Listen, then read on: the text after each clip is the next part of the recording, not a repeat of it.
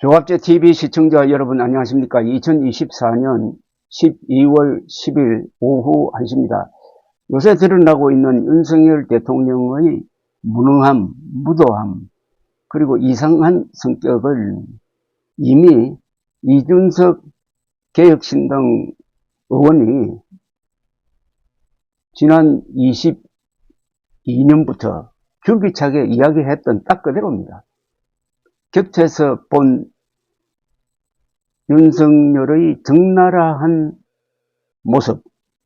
모습을 이준석 의원을 싫어하는 사람들은 믿지 않았지만 이번 코미디 같은 비상계엄령 사태로 확인하게 되었습니다. 그래서 이준석 의원이 최근 쓰고 말하고 하는 이 내용은 상당히 정확합니다. 어제도 이런 글을 올렸습니다. 윤석열 정부는 이미 무너졌습니다. 그를 끌어내리기 위한 절차는 최선을 다해 지속하되 의료 파탄을 야기한 의대 정원 문제도 병행해서 바로잡아야 합니다. 곧 정시 모집 인원 다 지원하고 선발하기 전에 최대한 바로잡지 못하면 내년도 의과대학 교육의 질적 저하와 의정 갈등에 의한 추가적인 국민 불태는 명약관화입니다. 불을 보듯이 뻔하다는 말을 명약관화라고 합니다. 윤석열이라는 사람은 쿠데타를, 그것도 부정선거 가짜뉴스 보고 할 정도로 멍청한 사람인데 그가 만든 2,000명 정원 기준이 과학적일 리가 있습니까? 지금 판단해서 최종적으로 적게 선발하면 의료가 완전히 무너지는 것만은 막을 수 있습니다. 요게 중요한 문장이네요. 윤석열이라는 사람은 쿠데타를, 그것도 부정선거 가짜뉴스 보고 할 정도로 멍청한 사람인데 그가 만든 2,000명 정원 기준이 과학적일 리가 있습니까? 과학적일 리가 없죠. 없다는 것은 이미 재판 과정에서도 밝혀졌습니다. 의과대학 2,000명 정원의 과학적 근거가 없다. 또 2,000명 정원을 확정하는 과정에서 의료계와 일체의 논의도 없었다는 것이 법원의 판단이었습니다. 그런데도 윤석열 대통령은 2,000명은 과학적 근거가 수두룩하다면서 밀어붙이다가 이렇게 됐습니다. 이 2,000명은 사실은 주술적, 과학적 근거가 없고 주술적 근거가 있을 가능성이 높습니다. 가짜뉴스 보고 했다는 것은 부정선거 음모론자들을 믿고 부정선거 음모론자들의 황당무계한 이야기를 믿고 계엄령을 폈다는 이야기입니다. 그래서 제가 희대의 코미디라고 하는 이유죠. 그런 사람이 내질은 2,000명이라는 숫자를 믿고 행정기관이 따라가다가 의료대란을 일으켜서 6.25 이후에 가장 많은 한국인을 억울하게 죽음으로 몰고 가는 사태가 지금 빚어지고 있다는 이야기입니다. 가짜뉴스 보고 쿠데타를 할 정도로 멍청한 윤석열, 이게 사실이라는데 문제의 심각성이 있습니다. 또 그 전에 올린 페이스북에는 이번 친위 쿠데타는 옳고 그름 이전에 쿠데타를 한다는 자들의 수준이 프리고진만도 못한 상황이 계속되고 있습니다. 프리고진은 용병, 러시아 용병이죠.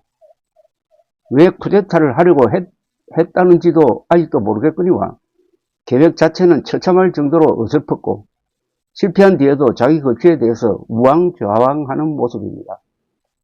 거기에 뜬금포로 무슨 소통령 행사에 하고 싶어서 안달난 프리고진보다 못한 자의 후계자를 자처하는 자는 더 보기 딱합니다. 이건 한동훈을 지칭한 건데요. 국민들이 탄핵도 사치라는 생각이 드는 순간 쿠데타 세력의 입지는 더 줄어들 것입니다. 그 며칠 지난주에는 아주 이게 정보가 있는 내용을 페이스북을 통해서 이준석 의원이 공개한 적이 있습니다. 저랑 아크로비스타에서 처음 만난 날, 대표님, 제가 검찰에 있을 때 인천지검 애들 보내가지고 선고한 일을 싹 풀려고 했는데 못하고 나왔습니다. 가 첫 대화 주제였던 사람이 윤석열 대통령 아닙니까? 당대표로 있을 때 철저하게 배척해 놓았던 부정선거쟁이들이 후보 주변에 꼬이고 그래서 미친 짓을 할 때마다 제가 막아 세우느라 얼마나 고생했는데 결국 이 미친 놈들에게 묻들어서 아니 어떻게 보면 본인이 제일 부정선거에 미친 거죠. 결국 부정선거쟁이들이 2020년부터 보수 진영 절단내고 있는 겁니다. 이번에 쿠데타 세력이 선관위에 들어가려고 했던 건 아마 자기들이 가서 선관위에 있는 데이터 같은 것을 어설프게 조작해놓고 봐라 부정선거다 이러면서 역공작하려고 했을 겁니다. 왜냐하면 부정쟁이들은 대한민국의 선거관리 시스템이 에어갭 방식으로 구현되어 있다는 대전제 자체가 무슨 소리인지를 이해 못하니까요.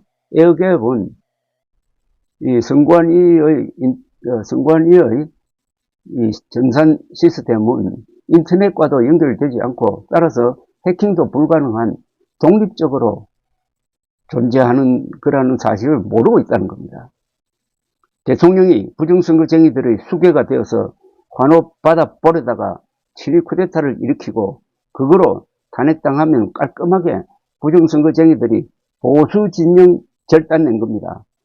주변에 부정선거쟁이 있으면 그냥 깔끔하게 무시하고 교류하지 마세요. 왜냐하면 이런 사람들은 아집에 물들어서 결국 나라도 절단내지 않습니까? 딱 사이비 종교가 그래요.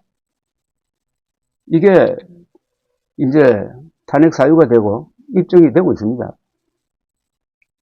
지난 12월 3일 밤 10시를 넘어서 비상계엄령을 선포했을 때 제일 먼저 출동한 부대는 정보사령부 요원으로 보입니다.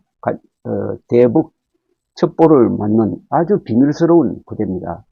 이 부대가 신속하게 출동을 해가지고 과천에 있는 중앙선관위 시설을 장악을 했습니다. 국회보다 빨랐습니다. 그러면은 누군가는 정보사에 제1 우선순위는 선관위를 장악하는 것이다 라고 명령을 내렸을 가능성이 많습니다.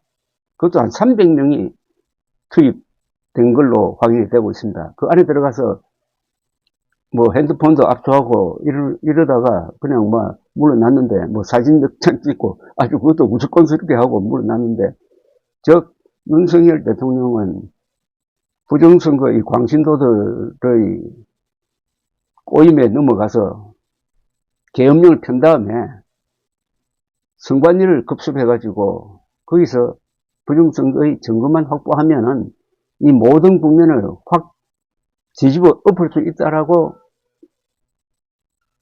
하는 생각을 망상에 사로잡혔을 가능성이 많습니다. 부정선거 음모론 망상에 사로잡혀가지고 계엄령을 폈다. 그것을 반국가 세력 소탕으로 포장을 했다. 진짜 목표는 중앙선관위에 있었다. 그러니까 윤석열은 대통령이라고 참 이름 붙이기도 그렇습니다만 윤석열 대통령은 결국 부정선거 광신도들의 유언비어에 속아서 국군을 동원했다가 결국 몰락의 길을 걷고 있다. 그 부정선거 음모론자들과 가장 용감하게 싸웠던 그 유일한 정치인 이준석 의원에게 우리 많은 국민들이 지금 빚을 지고 있습니다. 감사합니다.